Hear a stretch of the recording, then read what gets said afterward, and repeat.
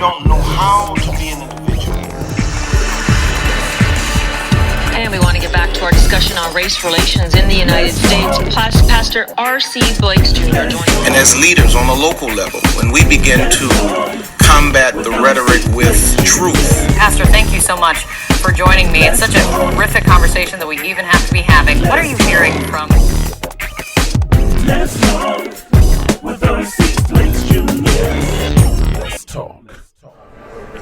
Hey man, this is R.C. Blakes, and I'm in New York City today. I guess I need to raise this mic up since I can't talk as loud as I normally would. I'm in New York City today, and I'm sitting here actually working on a book that I'm writing relative to narcissism.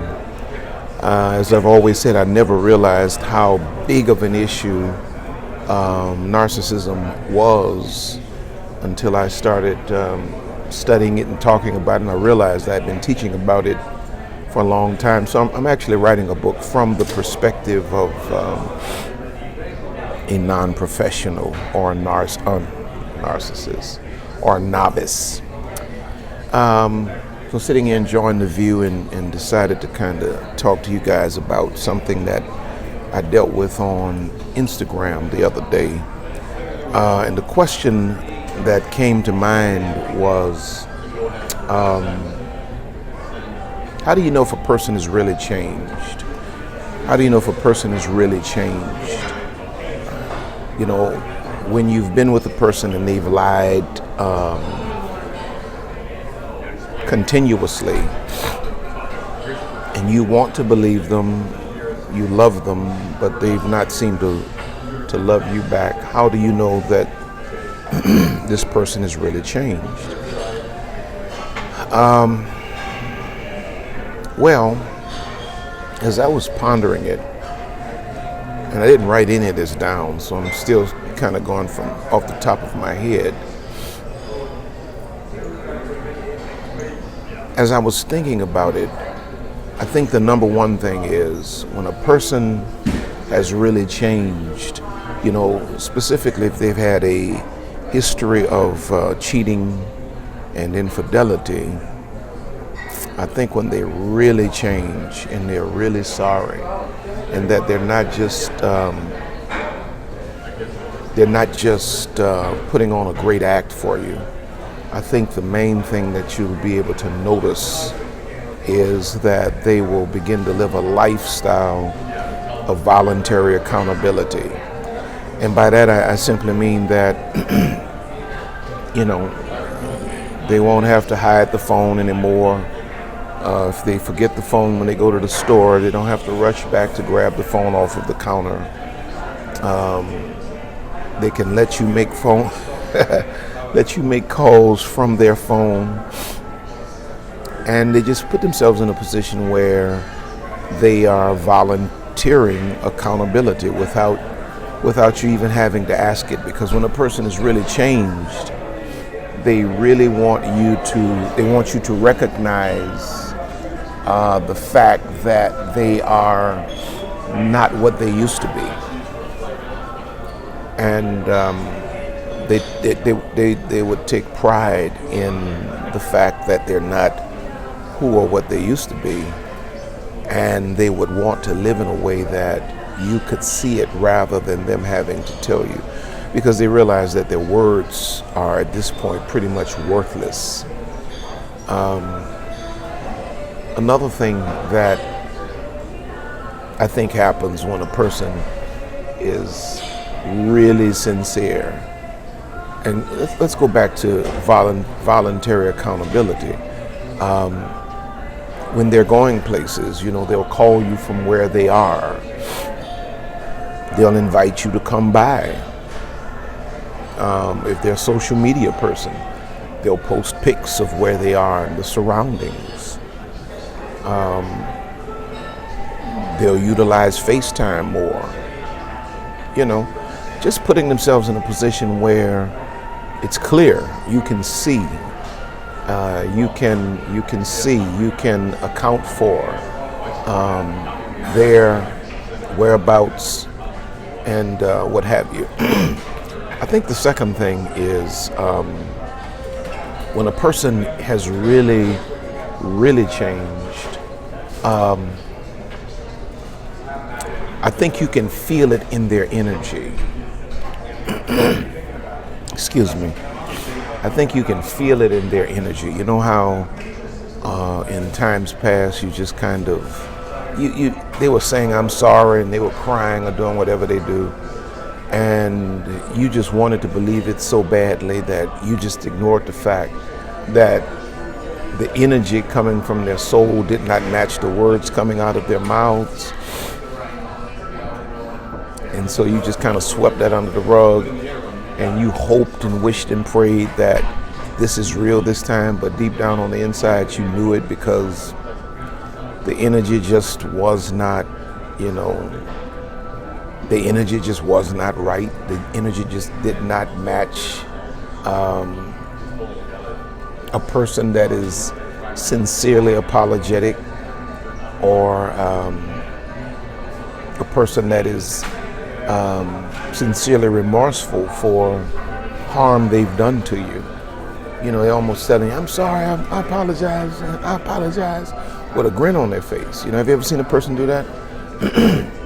It's a very serious moment. You're broken, and they're communicating one thing with their mouth, but then you're looking at their facial expression, and it's almost like they're holding back the laughter. Or when a person is really sincere, and when a person is really sorry, and a person is really changed, you will sense the energy to match their words. It won't just be empty words, but you will feel that energy. And another thing about it is that they won't just move away from the apology once it looks like you've accepted it. When a person is gaming you, it's like they apologize until you say, okay, I accept you back. And then it's like we're back to business as usual. Or when a person is really deeply apologetic and remorseful, you can accept the apology, and it's almost like they're still walking on eggshells, because they realize the depth of what they did to you. And so, though you may be past it, it's like they're not past it, and it's almost like you have to pull them along, because they really feel it this time, as opposed to other times. The moment you say, okay, it's like, all right, let's go to the movies. That was not a big deal, so let's just move on past that. But when it's really sincere, it becomes a big deal to them that you understand that they're really and truly sorry. A third thing I would say, and this goes mostly for women who have men that have wronged you in the past,